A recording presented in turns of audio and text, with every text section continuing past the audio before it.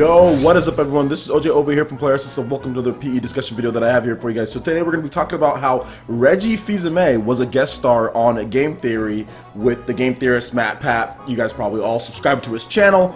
He's a massive YouTube channel with over 6 million subscribers, going on 7 million, and he does all sorts of YouTube Red stuff and all sorts of things throughout the industry. He had lots of things that he did with Nintendo as far as E3 goes, and Reggie was a guest star on one of his shows called Deadlocked, where they debate. You have Matt Pat versus one of the other panelists that they have, and they debate a topic and they go back and forth, and there's some nice graphics at the bottom, and it's a cool show, especially if you like kind of debating video game subjects and things like that. But this one was special because they had Reggie on there talking about motion controls, and Matt Pat was for motion controls don't need to be inside their games, and it's ruining some of their games, especially with The Legend of Zelda. And I think that was what the episode was actually focused on, was motion controls for Zelda. And then you had Reggie arguing for motion controls. And the interesting thing, what makes this show ironic, is because Reggie was so bent on talking about how motion controls improve the Zelda experience with The Legend of Zelda Skyward Sword, but The Legend of Zelda Breath of the Wild isn't going to be having any unique motion controls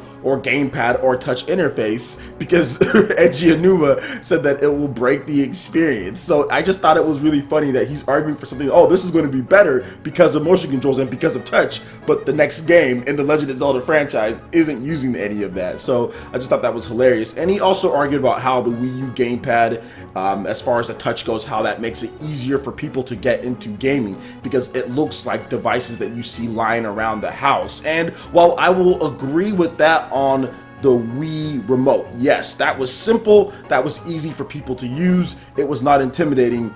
For him to say, oh, well, the Wii U gamepad looks like something lying around the house.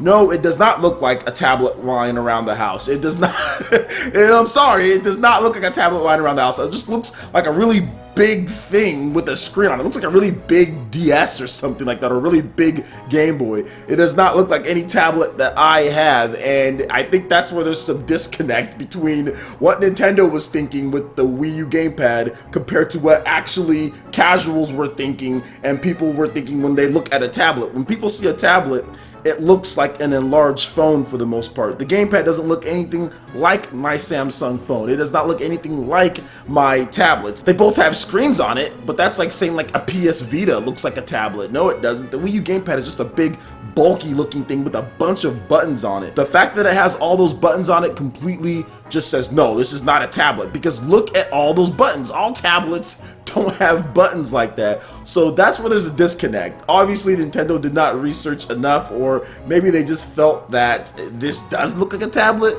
but for him to say that it looks like objects lying around your house, no, it doesn't. And I think if people actually did think that and they thought it was engaging, then they would have purchased the Wii U more than they actually did. But there's other various factors like marketing and things like that. But one of the other things that he says is that touch and things that they've done, Nintendo, they improve the experience, and which is yes and no. I think there's some games that work well with motion controls. I know a lot of people really love Splatoon for motion controls, but you can not use motion controls as well. But I think the biggest thing that people have a problem with, especially with The Legend of Zelda and with Skyward Sword, is when you force motion controls into the game. Yes, there's only some things you could do with moving a sword around, but over the course of a long game like Zelda, do most fans want to play Zelda where you're swinging a sword constantly throughout the whole thing? I don't know, because if you look at the sales of The Legend of Zelda Skyward Sword, it's on Nintendo's most popular system of all time, yet it has one of the lowest sales total ever for a console-based Zelda game. So you have to look at it as all Zelda fans necessarily didn't think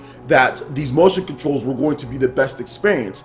And another thing that Reggie argued is that, well, this also includes people when you do stuff like touch and the gamepad and all that. But for every one person you say that it could potentially include, you alienate people who like to just play a core game, normal, old school style. If anything, going forward, Nintendo really needs to make sure that they do dual. Yes, you can have some type of weird control scheme, but you can also play the game fully with a regular controller, and I think that's something that they have not done a necessarily great job with. They've done a good job with it, but not a great job, because there are still various games, various core titles to where you have to use a gamepad in the game. Wii U games, we're talking stuff like Super Mario 3D World, you have to use the gamepad for certain levels. Xenoblade Chronicles X, you have to use the gamepad for certain things. You have Tokyo Mirage Sessions, you have to use the gamepad for certain things. So the fact that you have to use 2 controllers, if you do opt to use a Pro Controller, because all of those games support Pro Controller, but the fact that you have to switch back and forth is going to cause some issues with your core fans, and you've seen it.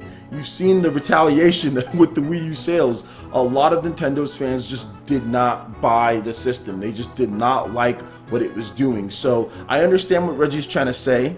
I can see how motion controls can somehow help. My mom picked up a Wii remote and played video games for the first time in seriously like a decade or so. It's been a long time since she actually played a game, and she did, but it lasted only like a couple days and she was done.